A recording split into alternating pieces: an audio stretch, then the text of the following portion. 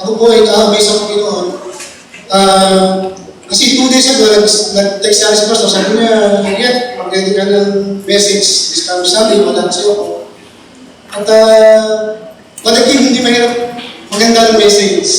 Pag-pray mo, kasi halos sa pulpit ito, halos lahat ay naipangaral po. At siyempre gusto natin na magtatay tayo sa harapan, magamit ang pulpit ito na maging blessing po sa hindi lang sa akin, kundi sa mga nakikinig. At nagpe-pray ako, yung lesson ko, nagiging mensahe ko para sa ating church. At meron ako nakitang lesson sa ito.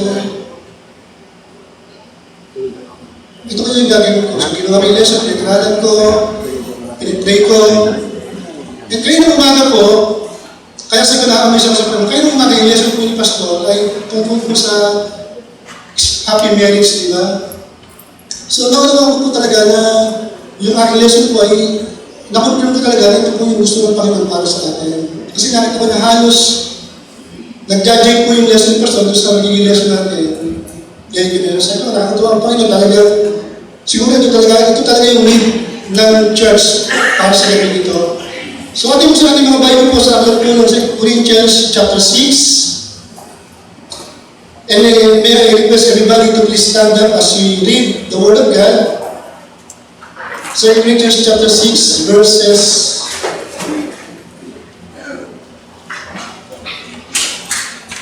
we'll reading from verses 14 up to 18. Magkaroon po tayo ng responsive reading. Verse 14, basahin ko po, Be not unequally yoked together with unbelievers. For what fellowship hath righteousness with unrighteousness? And what communion hath light with darkness?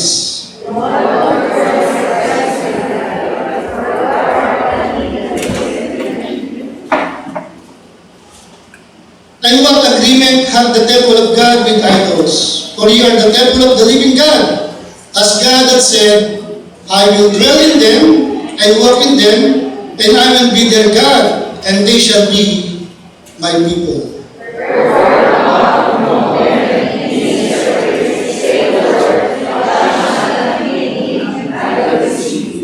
And I will be Father unto you, and you shall be my sons and daughters, saith the Lord Almighty. Nabi na lang, aking hiligis si Brother Marvin, tagpwede yung ating design ko ngayong gabi. Ayun na lang, mabaging Diyos, minsan pamaharin po, salamat po sa akong gawain. Salamat po rin naman ang kami, people, Diyos, makaharap po sa inyo, kung makinig Lord naman ito. Dalangin po namin, Panginoon Diyos, maraming po kayo, timitin mo lamang po rin naman ang scripture, maging dahil Panginoon Diyos, magpapala, Panginoon Diyos, yes, kung sa mga maparaan, Panginoon Diyos, sa mga anak namin po rin namin mga sarili, talagang kailangan po namin Panginoon Diyos sa aming spiritual po nasa po. Bako Diyos sa Panginoon gabi, and daw po yung puso namin, at ang banal na Espiritu po ang sangkunin ang pagkakaw sa amin, kung ano po yung kailangan po namin po. Amen. Salamat po rin sa inyong pagkakutihan, sa pangalan ni Jesus. Amen. Hindi po Panginoon, kahit yung makakaupo na.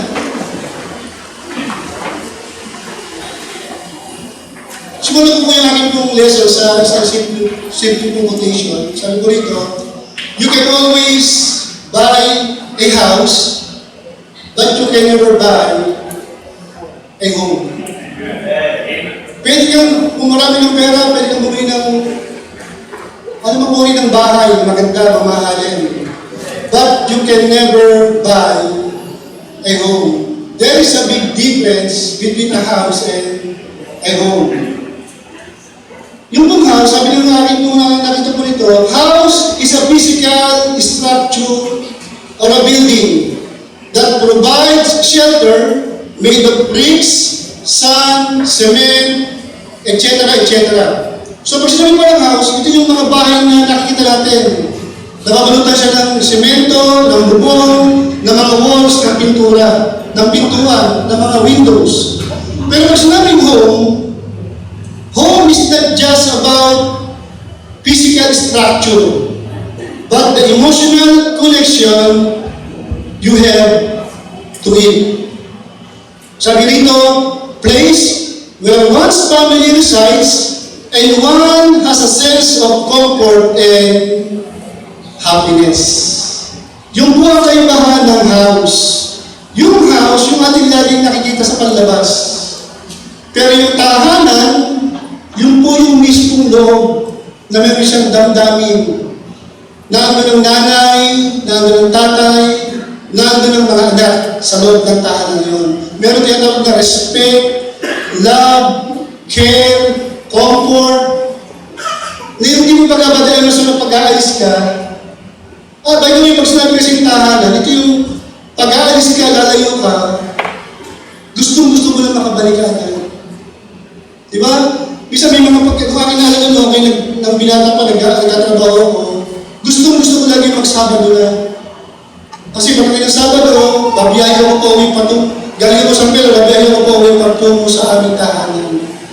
Nandun ang galing ko, binuto siya ng masarap na pagkain, makakatulog ko ng mahimbing, masarap. I feel all the comfort and security pag nasa tahanan ako. At bakit din po na sabi nga, the home should be the sweetest place in the world. Ang nakakalungkot lamang, minsan nakita niyo po na marami pong tahanan na namimiss po yung blessing ng pagkakaroon po ng isang tinatawag na home, sweet home. Sabi nga, pagka meron ng home, sweet home, para bang meron kang tinatawag na natikman mo na yung kapraso ng langit dito sa lupa. Kaya ang ating tagling gabi ay home, a taste of heaven on earth. Tahanan na tinabagal na lasahan mo na, natikman mo na yung pupuntahan natin ng langit. Okay? So home is a taste of heaven on earth. Usually, pag tayo po ay pupunta sa mga bahay, makita nyo sa mga, hindi ko alam kung meron kayo ito, dahil sa pintuan nyo, may nakalagay na home, sweet home, di ba? Tapos may pintuan, banda doon, nakalagay ito sa wall. Home, sweet home. Yan tayo nakita mga nakalagay sa, yung mga pula sa lupa, yung mga walls, may nakalagay po na home, sweet home. Pero may naman doon, yung mga size na banda ninyo, maganda ka, puno-puno sila ng mga size na gano'n, pero yung mga tahanan ay umuwi ng mga anak nila. Para bang ayaw nila umuwi sa bahay na yun. May mga tatay naman na, magpapakino muna ako, ayaw umuwi sa bahay namin. May mga nanay ganun din. Kaya minsan, yung mga size, parang tila pa ganun yan, parang naging palamang kinalaman sa bahay. Hindi talaga totoo, hindi talaga home, sweet home. Kasi pag home, sweet home, talagang gusto mo na makauwi. Pag galing ng trabaho, gusto ko na umuwi. Gusto ko na makita si Ano, sabi ni Brother Romel. Gusto ko na umuwi, gusto ko na makita yung aking transition. Yun yung home, sweet home. Talagang inaasam sa mga talaga na maghapon na, makauwi ka na sa bahay mo at makita mo na yung pamilya mo. Magkaroon niya tawag na happiness, kaya tawag. Kaya ngayon, natin pag-usapan po, what makes a home sweet home? Ano ba yung mga panuntunan mula sa Biblia para magkaroon na tinatawag na isang matamis na tahanan kung saan gusto ko lagi umuwi sa tahanan na yun. Lagi ako sabi na makauwi sa aming tahanan. Tingnan niyo po. Number 1, very simple lang po yung ating lesson. A home sweet home depends in a Christian marriage. A home sweet home, ito po yung pangunahin natin, ha? Ang isang home sweet home, nakadepende po ito sa tinatawag natin Christian marriage. Ano ba sabihin ng Christian? Dati pa, alam natin, pag sabi Christian ay yung nabinyagan, pag sabi Christian, Batistani ay yung simbahan.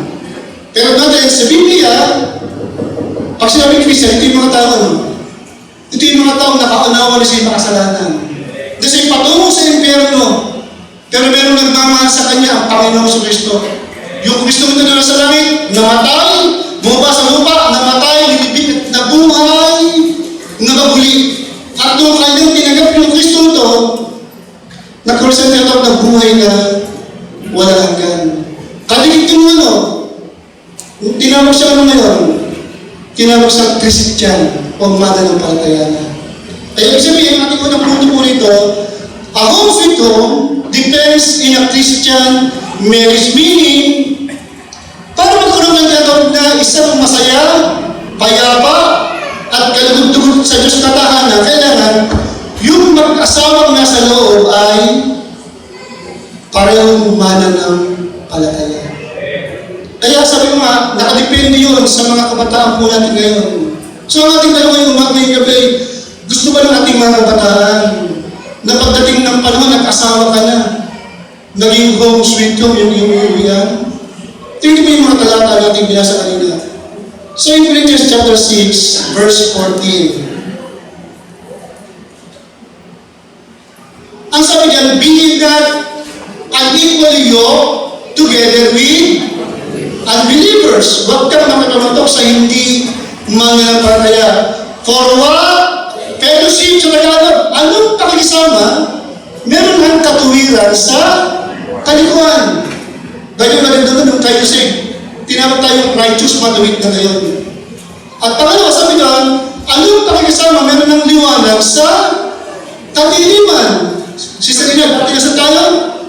Dati we are in darkness. Pero nung naligtas ka, nilipat ka ng Panginoon saan? Mula sa kadiliman, nilipat ka saan? Mula sa kaliwanagan. Kaya nga sabi doon, pwede bang pagsamahin ng liwanag at ang dilim? Hindi pa pwede. Pwede bang yung matuwid at yung hindi matuwid ay magsama? Hindi rin pwede. Anong dahilan bakit sinabi ng Biblia na huwag kang makibatok sa hindi mo kapareho ng pananampalataya? Ano ba magiging problema natin? Amos chapter 3, verse 3 po. Amos 3:3. Pag ang isang Kristiyano na binata o dalaga nakapag-asawa ng hindi nakapareho ng mananampalataya, malaking problema po para po sa inyo ito. Ano sabi ng Biblia? Can two walk together except they be agreed? Pwede ba kang magkakaroon ng dalawa na magkasabay malibang sila ay magkasundo muna? Ibig sabihin, pag ang isang Kristiyano ay napangasawa ng sa John 1:12, ginawa tayo anak ni Philip. John 1:12, ginawa tayo anak ng Diyos. Dati ganun tayo anak. John 8:44, anak ay dating nun. Anak dati tayo ng Diablo. Kaya ang isang John 1:12, nakapag-asawa ng John 8:44, mahirap yun. Hindi kayo magkakasundo. Anak ng Diyos, nakisama sa anak ng Diablo, ano mangyayari? Hindi kayo pwedeng magkasundo. Bawat panahon. Maaaring sa una, meron tinatawag na tinatawag natin na honeymoon period. Masaya kayo. Alam niyo, nakita niyo puro magagandang bagay lang, pero pag tagal-tagal, hindi pwedeng hindi niyo makita yung difference yung dalawa. Why? Anak ka ng Diyos. Ika'y matuwid. Ikaw ay nasa kaliwanagan na. Ang napakasawa mo yan, anak ng Diablo, nasa kadiliman, wala sa katuwiran. Malaking problema yun para sa isang tao na nag-asawa. Kaya nga, alam niyo, ang simula po ng isang home sweet home, ay makapagsimula tayo po ng tama.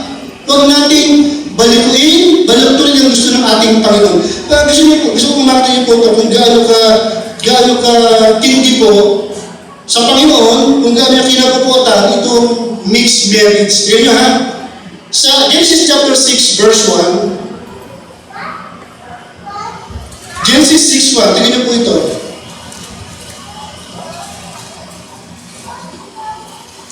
Nung si Adan at si Eva nagkasala, pinaalis sa Garden of Eden, and then sabi ng Biblia, sila po ay nagkaroon ng mga anak na. Sabi po ng Genesis chapter 6, verse 1, and it came to pass, when men began to multiply on the face of the earth, and daughters were born unto them. Talatang dalawa. Tingnan po itong verse 2. The sons of God saw the daughters of men na sila yung magaganda. And they took them wives of all which they choose. Sino yung tinatawag natin na sons of God? At pero yung tinatawag na sons of men. Huwag yung kakalimutan. Nung pinanganak, nung unang anak ni Adam and Eve, ay walang iba kundi sino? Si Abel and Cain, di ba? Nakita niyo ba doon na malaki yung kaibahan ng dalawa? Si Cain, naghain siya, si Abel, naghain siya ng gusto ng Panginoon. Alam niya, gusto ng Panginoon yung ihahain niya. Pero si Cain naman ay medyo patago yung kanyang rebellion. Di ba? Anong ginawa niya ngayon? Hindi yung gusto ng Panginoon, hindi yung kanyang mga gulay na itinatanim niya. Anong nangyari? Di ba nagselos siya kay Cain, kay Abel? Kanya ang ginawa niya kay Abel, kanyang pinatay si Abel. Kaya malungkot nun, yung link niya po, para sa mga matubigan niya wala. Why? Namatay si Abel eh. Ang natira si Cain na rebelde sa Diyos. Ano nangyari? After that, pinanak sino? Pinanak si Seth. At kay Seth, nagsimula yung linya po ng mga godly, ng mga taong matuwid. Kaya pagka pinasin yung verse 2, ano pinapakita ron? Yung anak ni Seth na godly, anong ginawa nila? Nakita nila ba nag-aaral na magaganda yung anak ng linya ni Cain, yung mga ungodly. Ano nangyari? Kinuha nilang asawa. Kaya naman tinatawag na intermarriages. Yung marriage, nagkahalo-halo na. Yung anak ni Cain at anak ni Seth ay naging mag-aasawa na. Ibig sabihin, yung godly line at yung ungodly line nagkasama na sa panahon na yun. Ano nangyari? Tignan mo yung talatang 3. Verse 5. Because of the mixed marriages, ano nangyari? Verse 5, and God saw what? The wickedness of man was great in the earth. And that every imagination, the thoughts of his heart was only evil continually. Ang manunod ba nitong instead na madala ng mga ungodly seed ni Seth, yung mga ungodly, sila pa ang nadala. Kaya sabi ko, di ba? Nakita ng Diyos yung kasamaan ng mundo. Ano naging hatol ng Panginoon dito?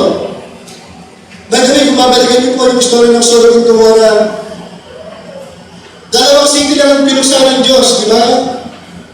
Inubos nila ang tao doon. Anong dahilan? Anong kasalanan ng Sodom at Gomorrah? Tungkol saan? Tungkol sa kabaklaan, di ba? Galitan ng Diyos sa kabaklaan. Ano ba yan? Kanyang sabi yun, wipe out yung dalawang na syudad. Pero tingnan mo yung gravity ng kaibahan ng intermarriages. Tingnan mo yung hatol ng Diyos. Sa verse 7, yung tungkol sa kapagkaan, ang kanyang nilipon ng dalawang city lang. Pero pagdating mo sa intermarriages, yung paghahalo ng unsafe sa safe, anong ginawa ito? Nagdilin mo yung talatang 7. Anong ginawa hatol? And the Lord said, I will destroy man whom I created from the face of the earth. Ano ginawa? Nilipol niya ang buong mundo. Hindi yung dalawang city, kundi yung buong mundo na. Why? Ganun kabigat sa Panginoon, yung tinatawag natin ay mixed marriages. Ayaw ng Panginoon na yung anak niya ay mapahalo saan? Sa anak ng David. Kaya ang laki po ng gravity ng pati ng Diyos doon sa pagsuway sa kanyang kalooban. Tingnan mo yung Deuteronomy chapter 11 verse 26. Sumakan niyo po yung mga verses para ito po ay magiging ating pong maging asandata patungkol po sa gusto kalooban ng Panginoon para po sa ating mga kabataan. Deuteronomy 11 verse 26. Ang sabi nito, behold, I set before you this day, what? A blessing and a curse. 27. Pagpapala kung susundin nyo ang aking utos, sabi ng Panginoon. And then verse 28. Wow.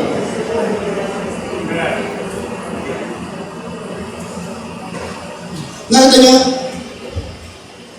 Ang sabi ng Biblia, I set before you this day a blessing and a curse. Sister Rose, pagpapala kung susundin mo ang Panginoon, sabi ng Panginoon. Pero, ano sabi kayo? Sumpa kung hindi mo siya susundin. Listen. Tingnan na ito ha. Meron pong direct order ng Panginoon, be not unequally yoked together with unbeliever. Isipin nyo maigi. Nag-asawa ka ng hindi ligtas. Tapos,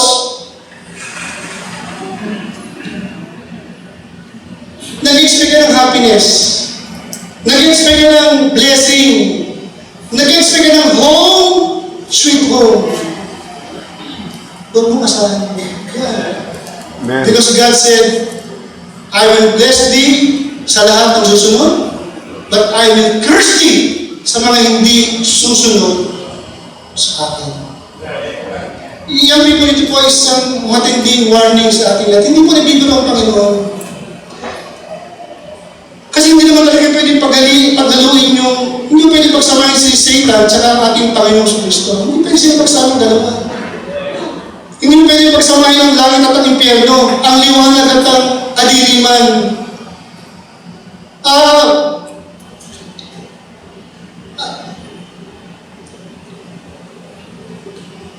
Sabi ko sa iba, gusto ko lang maka-experience na manligaw sa labas. Kaya ko naman siguro, hanggang dito lang siguro sa ligawan lang. Okay, kung mag-boyfriend lang, hindi ko alam ha. Yung ating mga wife, marami na kayong boyfriend sa labas na unsaved. Yung mga lalaki, marami mga girlfriend na kayo unsaved. O baka meron lang niligaw sa inyo na unsaved.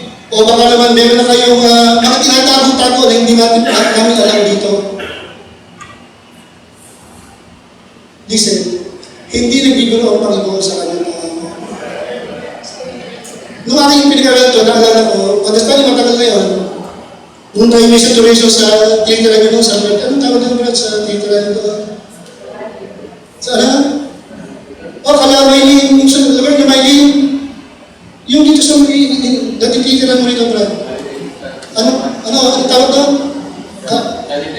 Kali tahimik. Kali tahimik. Kala Maylin, kali tahimik Maylin. Ay, iba na, kali maglunan. Ay, hindi naman pala, Maylin dati dito. Ang tawag, kanila o bali. Hindi, kakatakotok doon. Meron mo sa lalaki na nakakatok. Sabi ko, mag-share ko tungkol sa Panginoon sa Kristo. Sabi niya, ay, kuya, ligtas ako, ay ligtas na. So, hindi ako kagandaniwala, balalan. Kaya lang ko sa ito, no? Ay, hindi kami, pero talagang ligtas siya. So, sabi ko, sige, kahit kumusta yung masama mo, baka pwede ko siyang masyaran. Sabi niya, wala na po siya eh. Kinuha na siya, baka ganun pa kanya. O bakit? Sabi ko naman. Kasi alam mo kuya, alam ko, nabasa ko yung 2 Corinthians 6:14. Totoo naman, kasi nabasa ko talaga siya. Pero sinubukan ko ang Panginoon kung talagang ito ang gagawin niya. Niligawan niya, naging mag-asawa. Alam niya, ang yung niligawan niya, alam niya, hindi ligtas. Kasi sabi niya, parang nag-deal sa Diyos na gagawin ko ito, baka naman wala mangyari. Niligawan niya, napasagot niya, naging asawa niya. Pero ilang months lang, kinuha ng bagay ng Panginoon yung kanyang naging asawa. Nga sabi niya na, pero salamat na lang, totoo po namin Biblia na believe on the Lord Jesus Christ and thou shalt be saved and thine house. Kasi kuya, bago po siya namatay, siya po ay naligtas. Pero ang dinagdagan, masakit badalan doon. Sinubukan niya ang Panginoon, pero may namatay na maaga. Sino yun? Yung babae na mahal niya. Hindi naman dapat. Bakit siya sabi ito? Sa ating mga wifey, hindi nagbibiro ang ating Panginoon. Kung susundin mo siya, God will bless your family. Kung hindi mo siya susundin, He will curse you. You want home sweet home? Sundin mo yung manual ng Panginoon. Tandaan nyo, mahal ka niya sa kanila, di ba? I have loved you with an everlasting love. Lahat ng kanyang plano ay para sa ating kabutihan. O nung isipin na para bang ang Diyos ay para bang sinisip ako sa aking kaligayahan, hindi na. Mahal ka ng Panginoon. Ayaw kanyang mapahamak. By the way, di ba sabi nga, after tayo maligtas, meron tayong journey pa rin sa mundong to. mga kabataan, Brother Kenneth, sa aking anak, sa aking mga pamangkin, magkakasama tayo pag-ibig. Pero gusto ng Diyos, naging maganda yung journey ninyo sa mundo ito. Magkaroon kayo tinatawag na home, sweet home. How? Paano? Saan magsisimula? Yung ating unang point na pinakita. Home sweet home starts with what? Depends in Christian marriage. Huwag mong subukin ang ating Panginoon. Kasi ang sarap Badagio na yung napakasawa meron kayong parehong Diyos na sinasamba. Meron kayong parehong Diyos na pagkain nagipit, nalungkot, nasa trials. Meron kayong isang Diyos na tinatawagan. Yun yung masarap. Kasi pareho kayong anak ng Diyos. Dito yung linggo, pareho kayong sabi pumunta sa Calvary. Why? Alam mo na siya anak talaga ng Diyos. Kasi ang hirap nung kayo lagi nagkakontrahan. Tandaan yan, there will always be, laging meron tinatawag na pag hindi siya talagang ligtas, yung lang tinatawag na friction sa loob ng tahanan. Nakita niyo po yan. Kaya huwag po natin subukin ang ating Panginoon. So gusto mo ng home sweet home sa mga YP? Huwag ka mag-consider ng unsaved. At huwag mong subukan ang huwag mong sabihin na kaya ko to. Hanggang dito lang kami, relasyon lang. Parang, ang tanong, clean ba tawag to? Parang laro-laro lang. Huwag ganun. Tandaan mo, 1 Peter 5:8, ang diablo ay parang layon na umuungal na gusto ka niyang lapakin. Naghanap lang siya ng pagkakataon para malapakan niya. Kaya huwag mo, kasi ang tanong ininipi, hindi mo kaya pagdaluan ang kalooban ng Panginoon. Mas malakas ka ba kay Samson? Samson siya ang pinakamalakas na tao during that time sa Old Testament. Pero ano nangyari? Bumagsak siya. Why? Nag-consider sa naman. Nag-unsaved. Sa Delilah. So, YP, a home sweet home depends in a Christian marriage. Huwag mong subukan ang Panginoon. Gusto mo ng blessing, sundin mo siya. Kung gusto mo ng curse, ikaw ang pumili niya. Pangalawang bagay po, to have a home sweet home. There must be, pinasal na kayo? O sa ating mga mag-aasawa nito, meron na kayong pamilya ngayon, ano yung pangalawang susi? To have a home sweet home. There must be authority in the home. There must be authority sa loob ng tahanan. Yung authority tinatawag, ito po yung nagsiset ng tone kung sa tinatawag na orderliness. Yung organize. Kumbaga, meron talagang hindi magulo. Walang tinatawag na confusion sa loob ng tahanan. Ibig sabihin, parang sa Pilipinas, Sister Maggie, di ba? Isa lang ang presidente sa Pilipinas, di ba? Meron siyang vice president. Pero yung vice president, hindi siya pwedeng magbando sa mga tao, kundi habang buhay pa yung presidente. Siya, ang tawag sa kanya, spare time lang siya. Pag nawala ang presidente, hindi kaya gampanan, saka lang siya tatayo. Pero as long as nandun yung presidente, walang karapatan ng vice president na makialam sa pamumuno sa loob ng bansa. Ganun din sa tahanan. Kailangan meron lang isang leader sa loob ng tahanan. Meron dapat namumuna sa loob ng tahanan. Tignan mo Ephesians chapter 5, verse 22. So, pangalawang formula po, o pangalawang manual to have a home na para bagal natin kung mga langit, kailangan meron po tinatawag ng authority sa loob ng tahanan. Ephesians chapter 5, verse 22.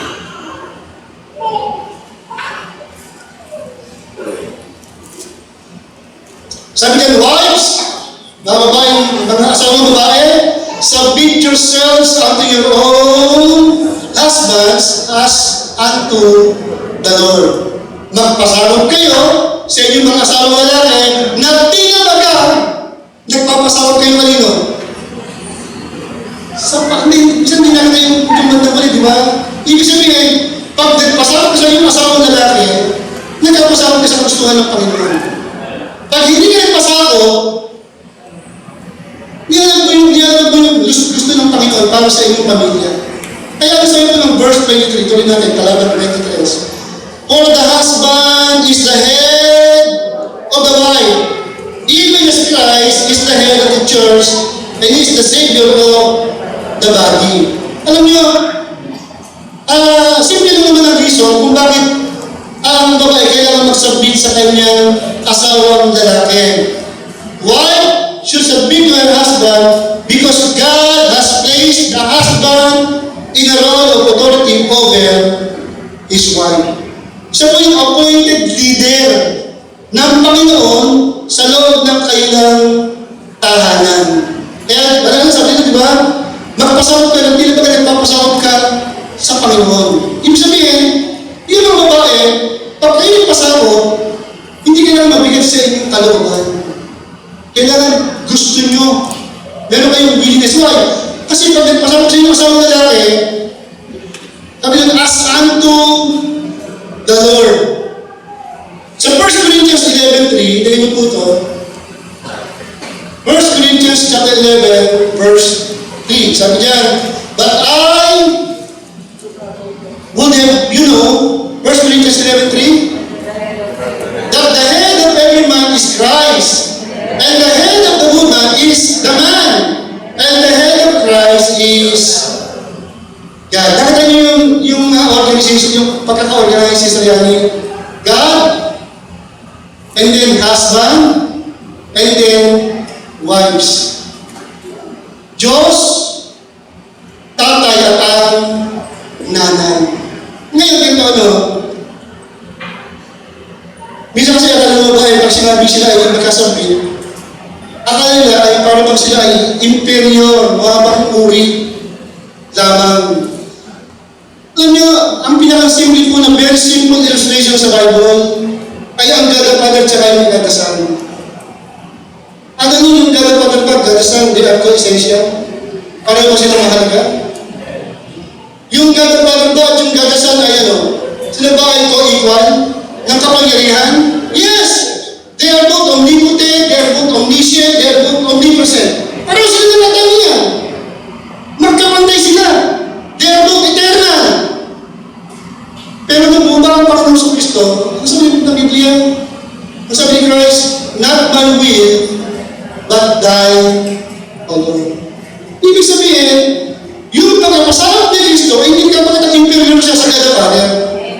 Yung hindi pinagdala yung tamang authority. Nung nasa lupa ang Panginoon, ng gagapagan, siya ang isinugo.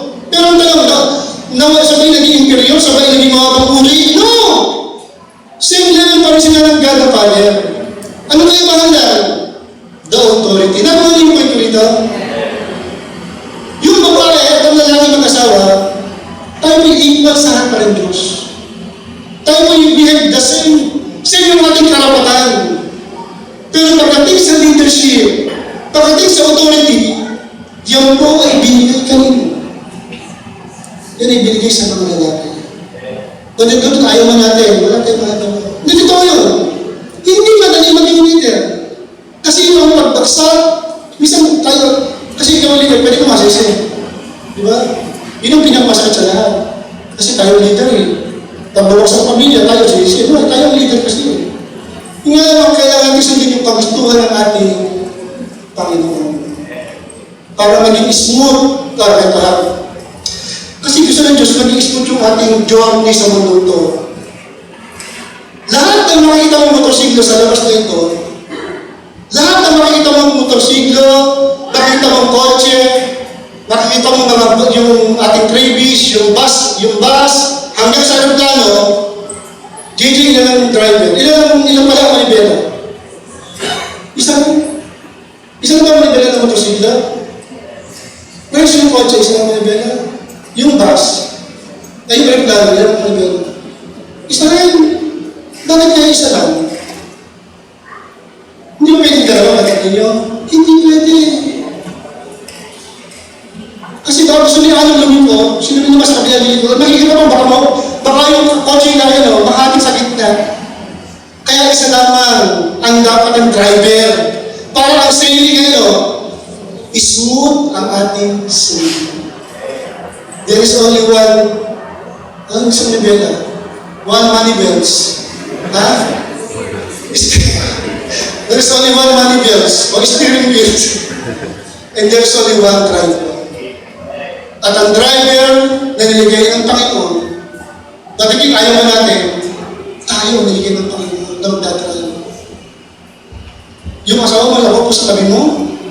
Yung mga anak mo sa labo po sa likuran. Nakita niyo, kailangan sa bahay para masaya, meron tinatawag na proper authority. Kasi pag nawala yung magulo ang tahanan. Bisa nag-hirap ka mag-drive, badanto mo, magdadrive ka, di ba minsan? Tapos, habang nag-drive ka, yung mga nakasakay mo, mas marunong pa sa'yo. Ano mangyayari ba dito? Ang hirap hanggang nagkaligo-ligo na kayo. Sabi ng asawa mo, ligo ka sa kanan, sabi ng anak mo, sa kaliwa! Ang patay. Dalawa lang pwede magpila ba dito? Ay na nagbubaba siya, masakayin siya, pagkarin mo, ano yung pangalawa? Hindi. Bumaba ka siya, pagkarin mo, ano yung pangalawa? Pwede mo siyang ibaba niya. Magbiyahe ka doon. Hindi, meron ko lang. Pero ang point ko dito, to have a smooth sailing sa ating journey, isa lamang dapat ang driver. At please, magtiwala kayo sa aming mga driver. Huwag kayong mas magaling pa sa driver. Pag alam mo hirap mag-drive, pag kayong laging ganun nag-operate ka muna, umina na, napakahirap. Nakakalite. Sino may pagkakalit? Nagagal ka, di ba? Nakakalito. Kita ko yun. Di ba kayo mo nakita yung sabi? Kita ko yun. Listen, mga asasawa, magtiwala kayo sa driver. Fasten your seatbelt. Enjoy the ride. Magtiwala kayo. Hindi, bakit yun? Hindi, nag-trip yun. Madalan. Kapag yun ang kotse babangga mo, kasi pag binangga mo yun, kasama ka rin dun eh. Kasi kung naman papaya. Hindi tara. Sa ating mga driver, tandaan nyo yung mga kasama nyo, huwag kayo matakot. Kasi takot din yung mga aksidente. Kasi pag nabangga kayo, hindi na tayo tatlo mamatay, kasama ako. Kaya listen, fasten your seatbelt, enjoy the ride, and then enjoy yung mga ride. Makikita kayo mga nakikita nyo, hayaan yung mag-drive. Yung driver. Kung ayaw nyo, magbiyahe na lang kayo. Bibiro lang. Hindi sana gagawin yung tayo nagibiro pero yung point ng Biblia, very simple lang. May authority sa iyong tahanan. Yung ama po ang leader sa loob ng tahanan. Although leader, hindi kayo inferior, hindi kayo utusan namin. Kayo po ang aming assistant. Kayo po ang aming vice president. Kayo ang aming, sabi mo yung help me, katuwang namin. Diba? Pag nasira ang kotse ka na, tutulungan ka rin na magpagawa sa left puset, diba? Nagkadang help me, drive. And there must be authority inside the home. And then, meron mga other set of authority sa loob ng tahanan na kailangan din mo sunod. Ephesians chapter 6, verse 1. Ephesians 6, verse 1. Yung unang set of authorities, God, husband, and then yung wife natin mga asawa. Ang niligay na leader ay walang iba yung lalaki. Driver, yung mga lalaki. Kaya, mga lalaki ha, huwag yung hayaan, agawin ng asawa nyo ang manibela ha. Huwag yung hayaan ha. Hindi kayo biblis ng Panginoon. Kasi hindi naman yung gusto ng Panginoon para sa ating pamilya. Hindi sabihin natin, hindi, mas mag-discarte ang sama, mas hindi. Ikaw ang nilagay na leader ng Diyos, ikaw ang nilagay na driver, mag-drive ka. At hayaan mo ma-enjoy ng pamilya mo ang pagka-drive mo. Be a leader. Be a man sa loob ng iyong tahanan. And then, second sense of authority, ay makita niyo po, Ephesians 6, verse 1. Children, obey your parents in the Lord, for this is right. Wow. Colossians 3:20. Children, again, obey your parents in all things.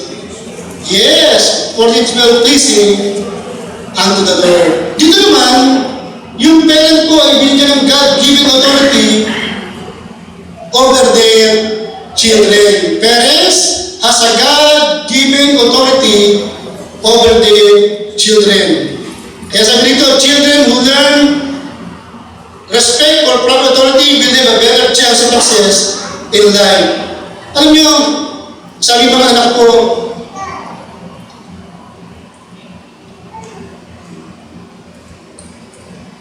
sabi mga anak, tandaan nyo, walang magulang na nasa tamang pag-iisip, nagbabasa ng Biblia, nagpe-pray sa Panginoon, ang gagawa o mag-decision ng mga bagay para sa inyo na inyong ikakasama. Tandaan nyo yan. Walang magulang, hindi ba na? Walang magulang na sa tamang kaisipan, tamang katinuan, at the same time, madami po, nagbabasa pa ng Biblia, nag-church, nagpe-pray, may wisdom from God, even yung, walang mga magulang, babaeng nanay at tatay na nasa tamang katinuan, nagbabasa ng Biblia na gagawang desisyon para inyong ikapahanap. Minsan maganda, may mga pagkakataon na hindi tayo makalawa ng ating mga anak. Minsan nakakatampo sa bahay. Minsan meron silang gustong gawin, hindi mo pinayagan. Nakatampo sa atin. Umihiling si Ramia at si... Lagi ba kayo hindi pinapayagan? Matandaan nyo, kaya hindi kayo pinapayagan. Merong nililipis sa kayo ang Panginoon na pwede kayo mapahama. Alam nyo, ito sinasabi ko sa mga alam ko nito, Psalms 127 verse 3.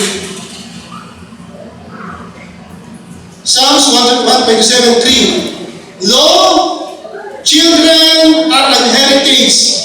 Kayong mga anak ang kayamanan namin. Wala naman kami magagandang, maaaring dumating yung panahon na maaaring wala kami mga malaking pera, magandang bahay, pero meron po kami kayamanan na hindi kayang bilhin ng sino man. Sino yun? Kayong mga anak namin. Ano po ang treasure namin?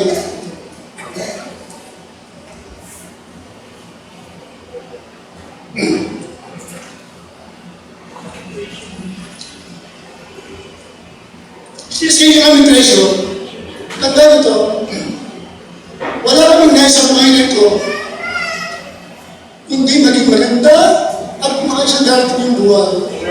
Pero may kamatay, maganda po kayo sa amin. Sasama ang loob nyo.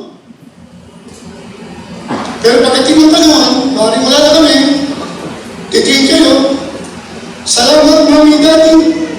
Kaya pala ganyan ka sa akin, gusto mo maging maganda ang pamilya ko. Ito ko ngayon, nakapag-asawa ng ligtas, sumasamba kami. Ako po ngayon dati, kasalanan ko si dati ko, mami ko, dati ako po yung member na ng buhay ngayon. Dati ako po yung nagsasabi, ako po yung meron ng harap na meron sa dati. Dati ako po isang discontition na sa loob. Why? Kasi meron ng magulang na nagmamahal sa'yo na maaaring minsan hindi mo maunawaan, pero siya ng condition, hindi mo kaya tanggapin, nasasaktan ka. Tandaan niyo ha, kayo ang aming priceless treasure. We care so much for you.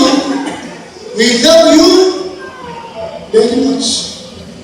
Alam ko yung dinindamdamin ng mga magulang. Walang magulang na hindi nagkikil sa kanyang anak. Walang magulang na hindi nagmamahal ng lubos sa kanyang anak. Tandaan mo naman ang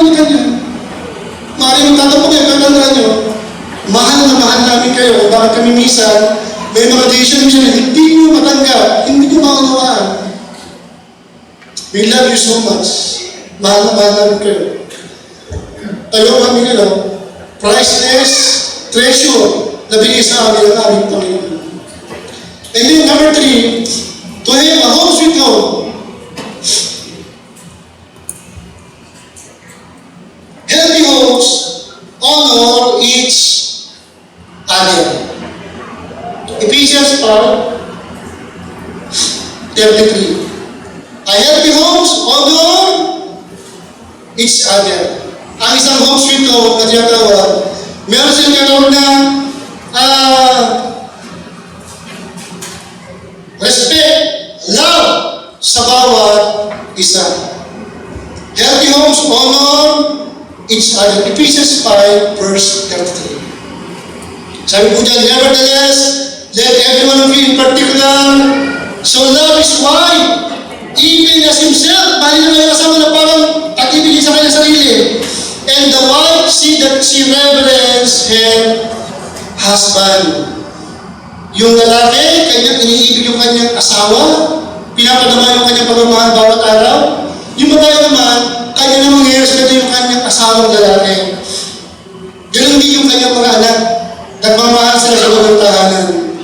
Sabi nga ito, each family member should honor each other, care for each other, love each other. Alam niyo, minsan sa bahay, yung tinatawag natin honor, ito po yung tinatawag natin na respect for each other. Respetuhan sa bawat isa.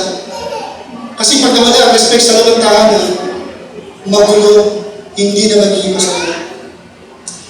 Isa nakita ko na nagiging problema sa loob ng tahanan, yung tinatawag natin na communication inside the home. A sweet home is one where the speech is right. Speech should be gracious. Dapat sa tahanan,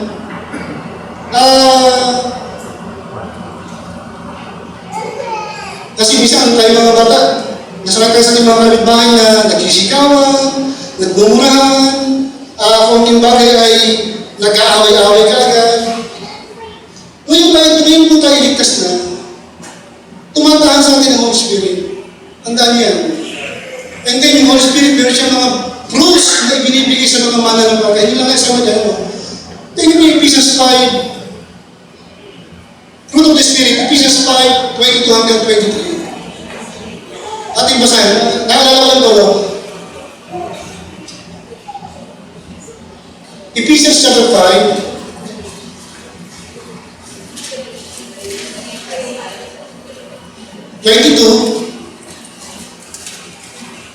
hanggang 23.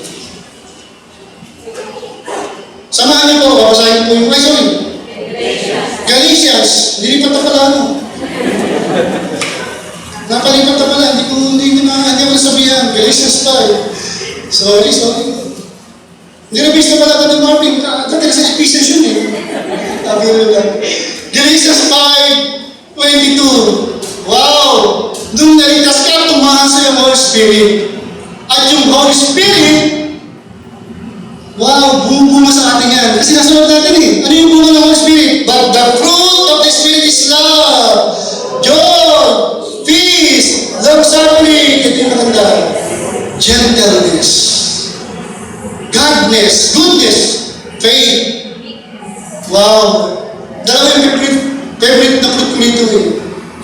Gentleness and meekness. Meekness. Kababaan. Sa Tagalog, ang ganda ng Tagalog, kaanang-anang.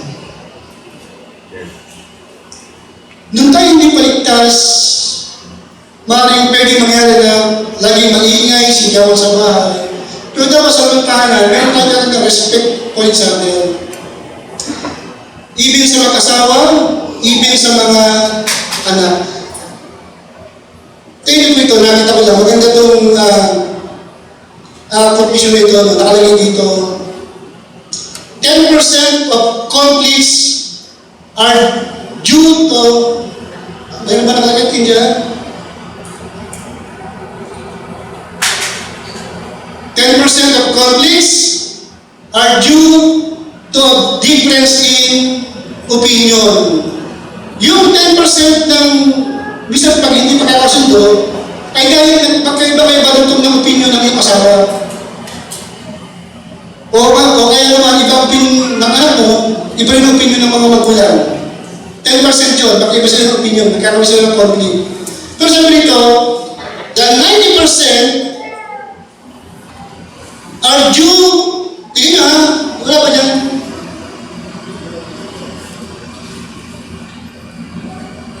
The 90% are due to the wrong tone of, narinig siya yan, what yan, wrong tone of voice.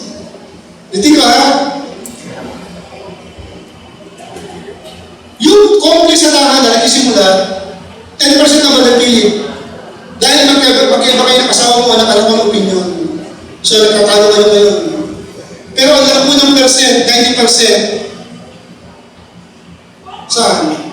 Sa maling tono ng ating nainiwala kayo doon? Ano na lang?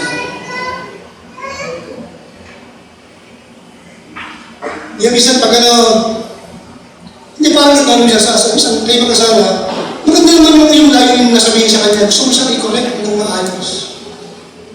Ngayon, dahil nagigigit ka sa kanya, mali siya, yung concern, ginawa mong pasigaw. Instead na ma-appreciate yung ang tawag doon, yung kanyang malasakit, ano nangyari? Gago ka na natin. Why? Kasi yung mali yan, ginamit mo yung tono. Dapat bass, bass. Ano ginamit mo? Ano ba?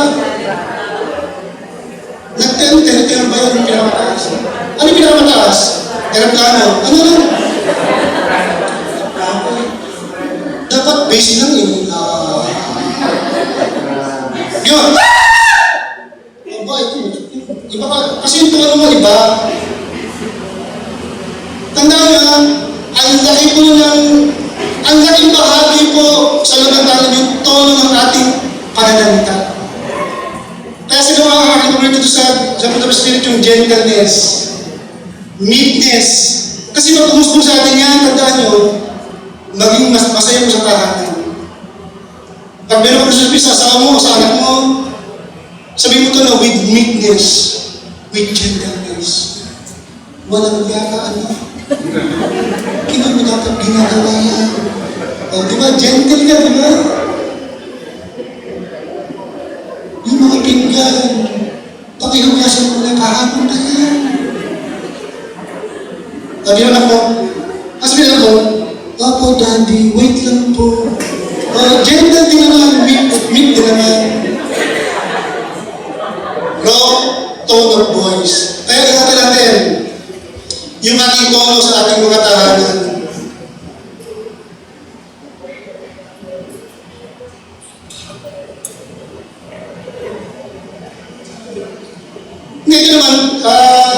Ito naman ay, walang plastic na sa atin. Lahat naman tayo ay dumadaan sa mga komisyon.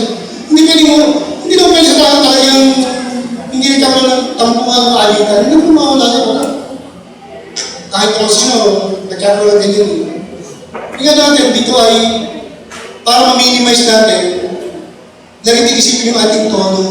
Nandiyan man dahil nakalagay mo, sabi nito, the best thing to say when you are angry is nothing. The best thing to say when you are angry is nothing. Pag galit ka, sasawa mo ka sa anak mo, huwag ka muna magsasalita. O tumitiis mo siya sa... Siya, pagdagat ko, pagpigil ka muna ng konti. Ang sabi nito, ang sabi ng advice dito ay, walk away, walk away. Take time to cool down before you choose to... Maganda naman, di ba? Before you choose to speak.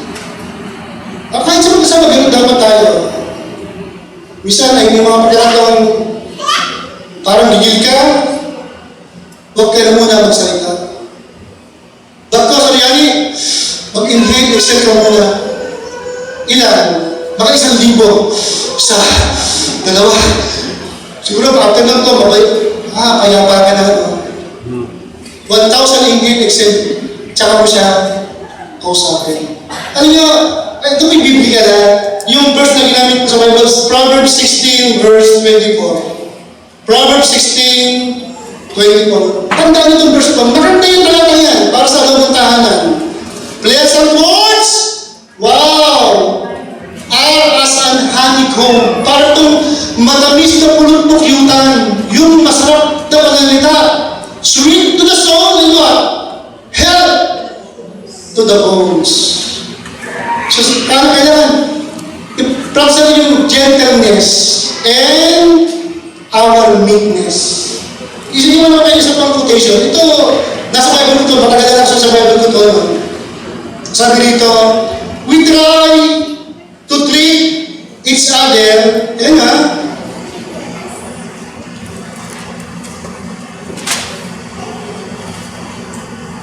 Ano ba, Tim? Yan. Tingnan nga. We try, sabi nung, ito yung nakita ko sa isang preacher na sa kanyang message, sabi niya, sa kanilang bahay daw, sabi niya, pinipilit niya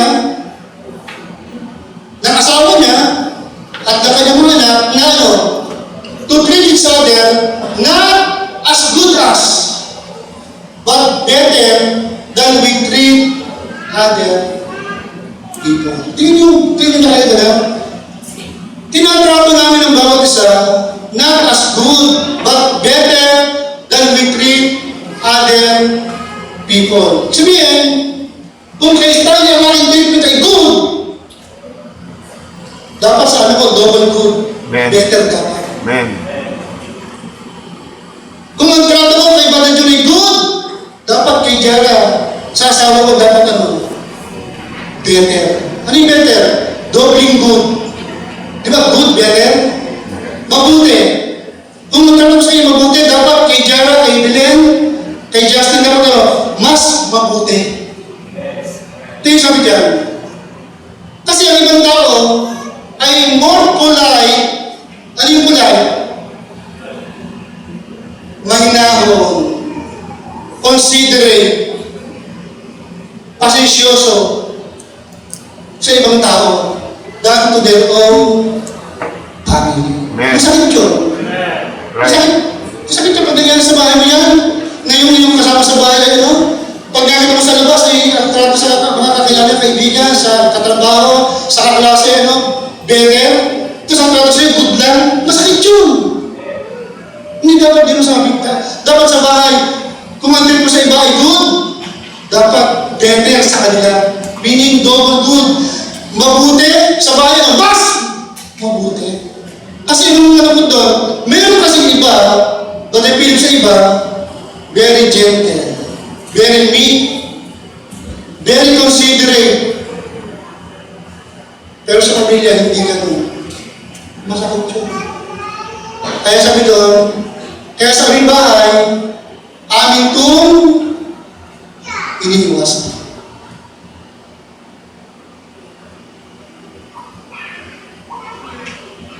Sabi nga, yung aking pastor, kung meron mo kailangan makinabang sa kagandahan, asal mo at loob mo, dapat ang iyong family. Kasi minsan malungkot yan, no? May mga iba na sa labas, napaka-jolly, napaka-bait sa mga kabarkada, kaibigan, pero sa bahay, balik na. Mali yun. May mga kabataan, minsan sa labas, napaka-sweet, napaka-ganyan, yung mga ang bait-bait niya, pero sa bahay, napaka-santahan. Mali dapat yun. Hindi dapat yun. Ganun din sa buong family dapat. Let us be gentle to each other, meek, ay alam, gusto mo yung word na considerate. Lagi mo siya lagi mo considerate sa kanya. O ano yung kanyang mararamdaman.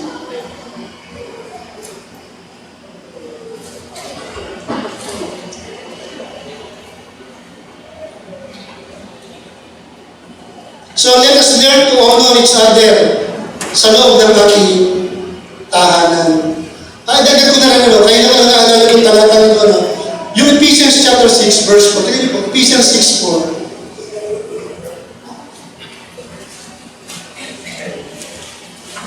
So, marami po tayo matapos, ha? Ephesians 6, verse 4.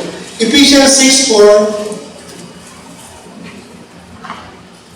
Sabi ito, kayong mga ama,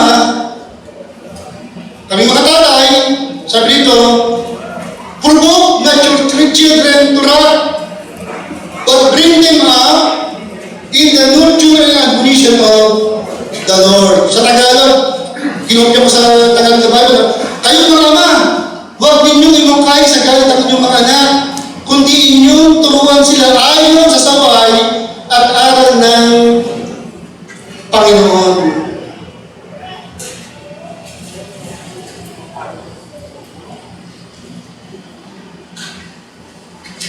Okay.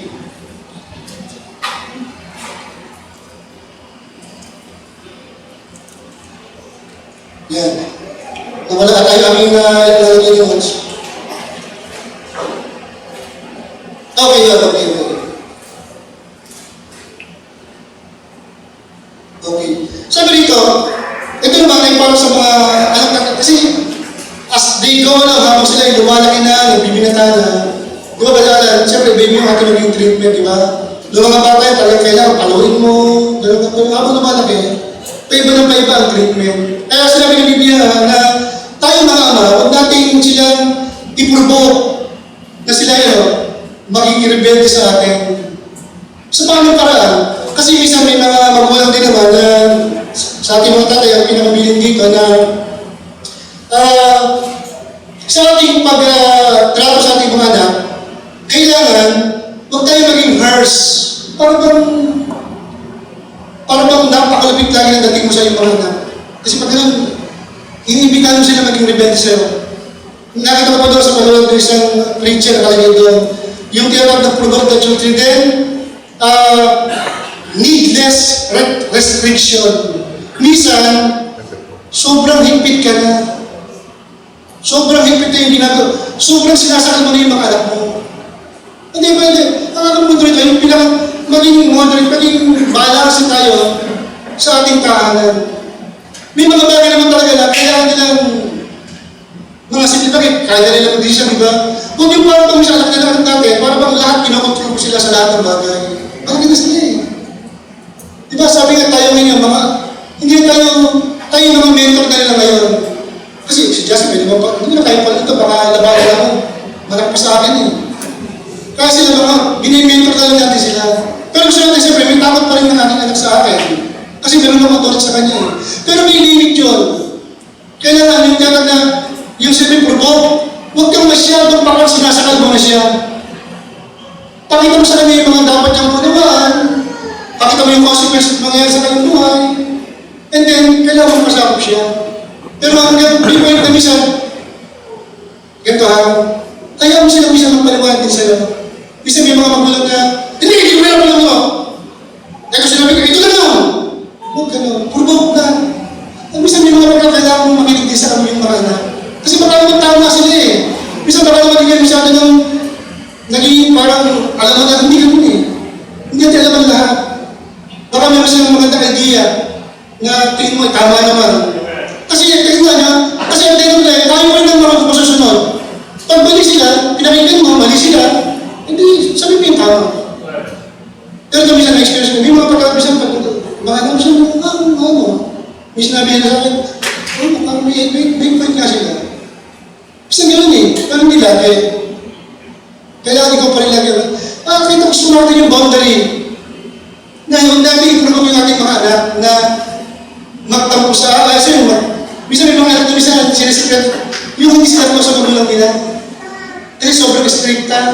Hindi sila open sa'yo. Takot sila mag-open. Kasi pag nag-open ako, papagalit ako. Kaya ako sila, provoke na.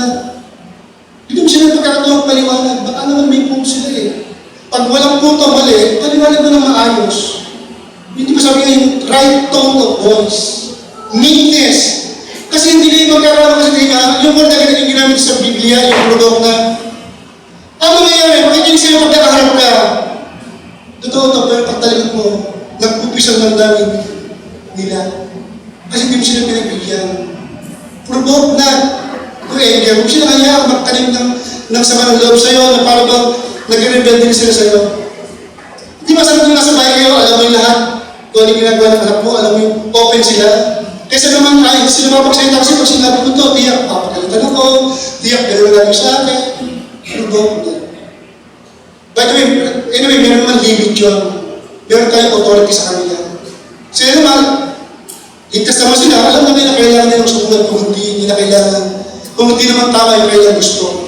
Ang punto lang ito, yung masyari ko, hindi mo rin nandinig ang mga anak pumisa sa bahay. May tinig ka, pero hindi silang tinig na kailangan mo marinig. Kaya kailangan yung kailangan tinig, kailangan sa mga anak, be respectful, magulang mo kami. Huwag nyo kami iba-bypass, be respectful sa inyong mga magulang. Tandaan nyo lang din kayo, treasure namin, mahal namin kayo, ay namin mapahamak ang inyong mga buhay. Pero ang bottom line, kailangan sa bahay meron kayo ng honor, pagrespeto sa bawat isa, paggalang sa bawat isa, pag-ibigay ng tinig sa bawat isa. Hindi tayo parang masalo na, hindi kayo pwede masalita, ako lang masalita, ako tatay dito. Hindi dapat gano'n. Kailangan respect, honor, din sa amin. Yung nga lang, may limit, may boundaries. Kasi nga, may mga, kasi pag inunaw yung Biblia, may mga, ito yung mga manual na kailangan alam mo yung pagkakasunod-sunod. May leader, susundin mo, may mga anak na susunod, pero kailangan meron din tinatawag na respect sa bawat isa. Para masaya yung loob ng tahanan. Peaceful, nagkukwentuhan lagi, nag-uusap palagi. Kasi pag nangyari, malungkot yung bang, ang mga anak mo ay nag-open sa'yo, ito, masakit yung gano'n. Doon sila ginagawa ng sa labas, masakit yung gano'n. Bakit nangyari gano'n? Baka may problema tayo. Baka masyado tayo minsan kata na yung we are provoking them na gano'n gawin nila para sa atin. And then lastly, Psalms 127 verse 1, except the Lord build the house. Yeah, they labor in vain that build it. Except the Lord keep the city, the watchman waketh but in vain. Last part ng ating pag-aaral, to have a home sweet home, to have a home na parang nagpunong langit. Ano yung panghuli? Jesus Christ must be put first in the home. Dapat ang Panginoon Kristo ay siyang pangunahing lagi sa ating mga tahanan. Siya po in charge. O nandun yung ama, nandun yung mga magulang, pero ang pinakang boss, walang iba kundi yung ating Panginoon sa Kristo. Sa kanya ka lagi kumuha ng order. Saan ang order na nagagaling? Hindi nagagaling yung order. Lahat na yung galing sa bahay, kailangan lahat galing sa doon sa order ng boss natin, sa Word of God. Kasi siya po dapat ang first in the home, yung ating mga plano, desisyon, dapat ating pinukonsulta muna sa prayer, tsaka sa Bible reading. Bigyan tayo ng Lord ng wisdom para makapag-design po sa ating mga tahanan. Yung Bible ay nasa bahay, may prayer, and of course, every Sunday is always a special day para sa ating pamilya. Why? Siya kasi ang sentro ng ating tahanan. Lahat ng ating pinaunawa sa pamilya natin. Magbabakasyon kami, mamasal kami, teka muna, baka Sunday yung napalagay natin. Hindi dapat. Uunahin lagi natin ang Panginoon. Kasi di ba sa Biblia, without me, you can do nothing. Hindi mo kaya magtagumpay except the Lord build the house. Kahit ano yung labor, it will always be in vain pag hindi siya ang sentro ng ating tahanan. Kaya sabi nito, an architect can design a house. A contractor can build a house, but only God can transform a house into a home. Diyos lang naman pwedeng gumawa ng paraan through His grace, through His mercy, para yung bahay na yan ay maging isang tunay na tahanan. Kaya, very simple na po yung ating lesson. Yung Ephesians chapter 2, verses 8 and 9, alam na mga sarili nyo, di ba? ano tawag dito? For by grace are you saved through faith and not of yourselves. It is the gift of God. Lest any man should boast. So yung unang purpose ng Ephesians, gusto naman yun, ang tao mo ay maligtas. Pero matapos kang maligtas, may gusto din yung Ephesians chapter 2 verse 10. Tingnan mo yung Ephesians, dito ka magawakas. Ephesians 2 verse 10. Sapagkat tayo kanyang gawa. Una, yung verses 8 and 9, pinakita yung parang para ka maligtas. And then after you got saved, sabi yung verse 10, sapagkat tayo kanyang gawa na nilalang kay Kristo Jesus para sa mabuting gawa. Tingnan yung banda muli, na mga ininanda ng Diyos na una upang siya ating lakaran. Sabi po ng King James, nakapagay dito, gusto kong masabi po yung King James, Ephesians 2 verse 10. Di tayo magawa sa talata nito, Ephesians chapter 2 verse 10.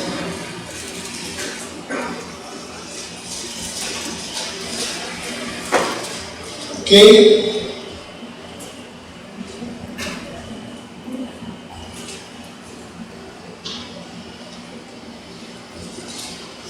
Okay, sabi dito, for we are His workmanship, created in Christ Jesus, unto good works. Sabi dito, ito yung mga ibaluli, which God had before ordained, itinalaga, natin dapat lakaran. Ibig sabihin, after you get saved, ang Diyos po ay nagdaan ng dadaanan natin, yung smooth na dadaanan natin, para tayo magkaroon ng good saving o good journey sa mundo.